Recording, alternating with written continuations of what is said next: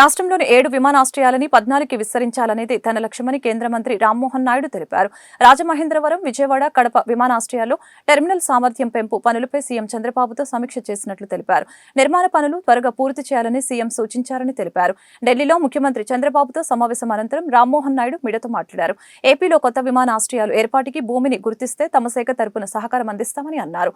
శ్రీకాకుళం, దగదర్తి, కుప్పం, నాగార్జునసాగర్లో విమానాశ్రయాల ఏర్పాటుకి గుర్తించినట్లు మంత్రి తెలిపారు. సిఆర్ పాటిల్ గారిని కలిసి పోలవరాన్ని అతి త్వరగా పూర్తి చేయాలన్న ఆలోచనతో ఆ మీటింగ్ కూడా జరిగింది.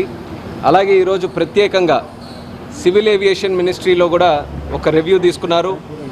ఆంధ్రప్రదేశ్ రాష్ట్రానికి సంబంధించి సివిల్ ఏవియేషన్ ఏ రకంగా ముందుకు నడిపించాలి, ఏ అవకాశాలు ఉన్నాయి, ఎయిర్పోర్ట్స్ని ఏ రకంగా డెవలప్ చేయాలి, అలాగే సివిల్ ఏవియేషన్కి సంబంధించినటువంటి మిగిలినటువంటి శాఖలో కూడా ఎలా ఆంధ్రప్రదేశ్ రాష్ట్రం ఆ అవకాశాలని సద్వినియోగం చేసుకోవాలన్న దాని మీద ప్రత్యేకంగా ఒక రివ్యూ మీటింగ్ కూడా జరిపడం జరిగింది.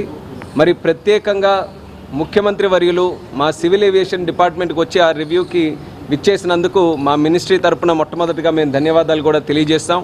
ఆంధ్రప్రదేశ్ రాష్ట్రం ఎందుకనంటే గత 5 సంవత్సరాలుగా అనేక రకాలైనటువంటి ఇబ్బందుల్లో ఉంది కాబట్టి సివిల్ ఏవియేషన్ తరఫున కూడా మరి రాష్ట్ర పునర్నిర్మాణంలో మేము కూడా సహాయ సహకారాలు అందించాలన్న ఆలోచనతో మా వంతుగా పూర్తిగా ఆంధ్రప్రదేశ్ రాష్ట్ర అభివృద్ధి కోసం కట్టుబడి ఉన్నామన్న మాట కూడా స్పష్టంగా చంద్రబాబు నాయుడు గారికి తెలియజేయడం జరిగింది.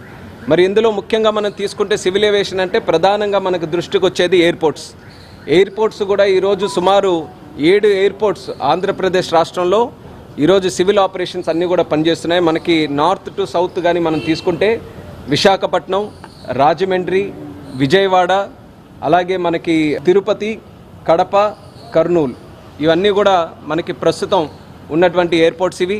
ఇందులో కూడా కొన్ని ప్రాంతాల్లో కొన్ని ఎయిర్పోర్ట్స్లో టెర్మినల్ కెపాసిటీని ఇంక్రీజ్ చేయడానికి ఆల్రెడీ వర్క్స్ జరుగుతున్నాయి. రాజమండ్రి కానివ్వండి, మనకి విజయవాడ కానివ్వండి, అలాగే కడప కానివ్వండి, ఆల్రెడీ టెర్మినల్ బిల్డింగ్స్ జరుగుతున్నాయి. చంద్రబాబు నాయుడు గారు ఏదైతే ఈ కన్స్ట్రక్షన్ యాక్టివిటీ ఉందో ఇది ఇమీడియట్గా ఈ యొక్క యాక్టివిటీని పూర్తి చేయాలని కూడా దిశా నిర్దేశం చేయడం జరిగింది. మా వంతు కూడా అది ఖచ్చితంగా త్వరితగతిన పూర్తి చేస్తామని సివిల్ ఏవియేషన్ తరపున కూడా ఆయనకి హామీ ఇచ్చాం. అలాగే మనకున్నటువంటి అదనంగా కొత్త ఎయిర్పోర్ట్స్ను కూడా బిల్డప్ చేయాలి. రాష్ట్రంలో ఎయిర్పోర్ట్ ఇన్ఫ్రాస్ట్రక్చర్ అంటే మన స్థానికంగా ఉన్నటువంటి రాష్ట్ర ప్రజలందరికీ కూడా దగ్గరలోనే ఎయిర్పోర్ట్ ఇన్ఫ్రాస్ట్రక్చర్ క్రియేట్ చేయడానికి ఒక ఆలోచన కూడా మా దృష్టిలో పెట్టడం జరిగింది.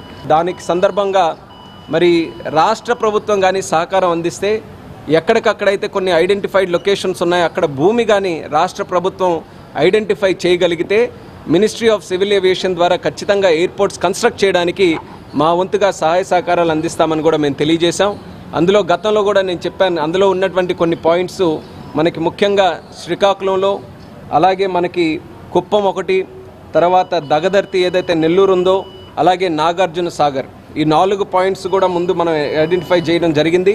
దీనితో పాటు చంద్రబాబు నాయుడు గారు కొన్ని మిడిల్లో ఉన్న